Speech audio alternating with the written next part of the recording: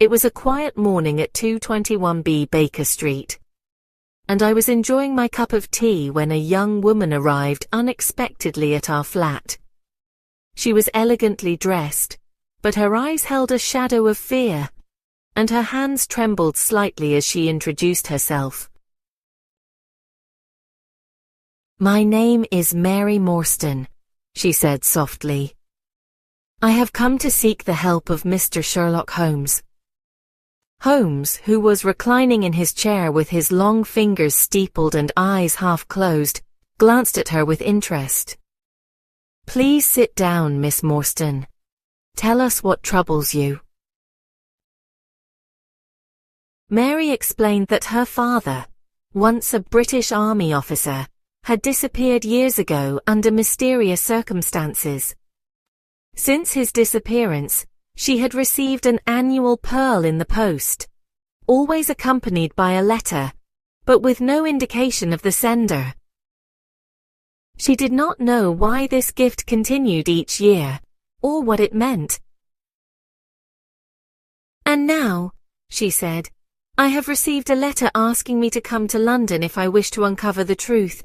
I do not know who to trust, and I fear for my safety." Holmes's eyes gleamed with curiosity. "A mystery spanning years, involving treasure and secret messages, Miss Morstan. Watson, this is a case that promises to be singularly interesting." Mary told us everything she knew. Her father had been posted to India during his military service and had vanished on the journey home. She had grown up without him, and each pearl she received was both a comfort and a puzzle. Now this anonymous letter suggested that the secrets of the past, and perhaps a great fortune, were about to be revealed. Holmes listened intently, asking careful questions. "Miss Morstan," he said, "do you recall any names, places, or hints that might point to your father's companions or enemies in India?" She shook her head. "I only know that he once mentioned a treasure and a group called the Sign of Four. I do not know what it means." Holmes's fingers drummed lightly on his knees. "The Sign of Four," he murmured. "A secret society, perhaps. And Watson, note her fear. Someone does not wish this mystery to be solved easily. We must proceed with caution." Holmes began the investigation immediately. He examined the pearls carefully, noting their size, color, and the subtle differences in each one. He visited Mary's lodgings, carefully observing the surroundings, the streets, and even the subtle habits of the servants. Every detail, no matter how small, was recorded in his sharp mind. Soon, we learned that Mary's letter had originated from Thaddeus Sholto, the son of a former army officer who had known her father. Sholto claimed to possess knowledge of her father's disappearance and the treasure he had found in India. Holmes decided we should visit the Sholto household. The house was grand but strange, filled with curiosities and oddities. Sholto himself was nervous and evasive, and it became clear that he was hiding something. Holmes's keen eyes caught small signs: the way he avoided certain subjects, the fidgeting of his hands, and even the faint stains on his coat. "Watson," Holmes whispered, "observe. He is lying, or at least withholding information. There is more to this story than mere inheritance. Notice the tension in his speech and posture." Through careful questioning and observation, Holmes uncovered that Sholto's father had come into possession of a treasure in India. Gold and jewels, taken from a criminal named Jonathan Small and his accomplices, a group bound by a pact known as the Sign of Four. This treasure had been hidden in England, and Sholto's father had taken possession of it.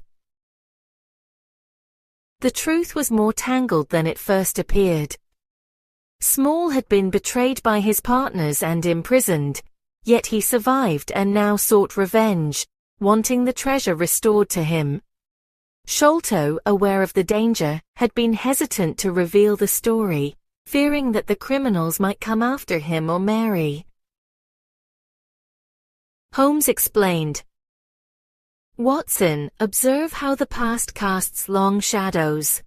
A crime committed in India years ago now ripples into the streets of London.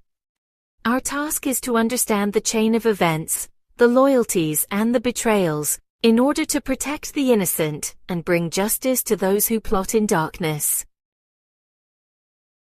It was not long before the criminals made their presence known.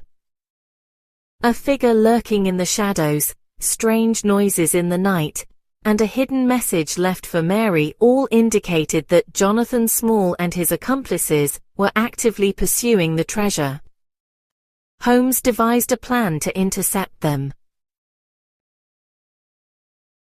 We followed the clues to a narrow river wharf, where a small boat awaited. Holmes deduced that the criminals intended to escape by water, taking both the treasure and Mary with them, if possible. His calculations were precise. He had anticipated the timing, the route, and even the means of escape. "Watson," he said, "observe how patience and careful observation allow us to be ahead of our adversaries.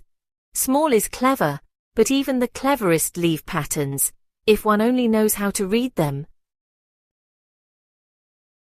That night, Holmes and I followed Small in a police boat down the Thames. The chase was tense, and the fog added an extra layer of danger.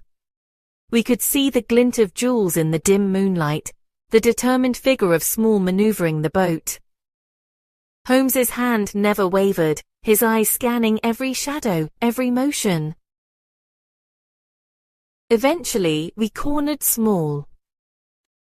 Holmes stepped forward calmly, explaining that resistance was futile. The treasure, carefully hidden for years, was recovered, and the criminals were apprehended. Small explained his story fully. How betrayal had led him to seek justice, how greed had corrupted his companions, and how the treasure had been the object of fear and obsession for many years. Mary was safe, the mystery solved, and the treasure secured. Holmes had, as always, anticipated every action, every movement, every trick, and had stayed one step ahead. Back at 221B Baker Street, Mary thanked us profusely. "I do not know how to repay you," she said. "You have given me my safety, my inheritance, and the truth of my father's past." Holmes smiled faintly. "The real reward, Miss Morstan, lies in understanding the truth. Observation, deduction, and reason are the tools by which justice prevails. Courage alone is not enough. Clarity of mind is required." We reflected on the case as I recorded the events in my journal. The adventure had taken us from London to the secrets of India, through betrayal, revenge, and cunning plots. It had tested Holmes's intellect and my own nerves, and once again, his unparalleled powers of deduction had revealed the hidden truth. As we settled back into the routine of 221B Baker Street, I knew that this was only the beginning. The world was full of mysteries, and with Sherlock Holmes, no puzzle would remain unsolved. The adventure of the Sign of Four had ended, but countless others awaited, each more thrilling than the last.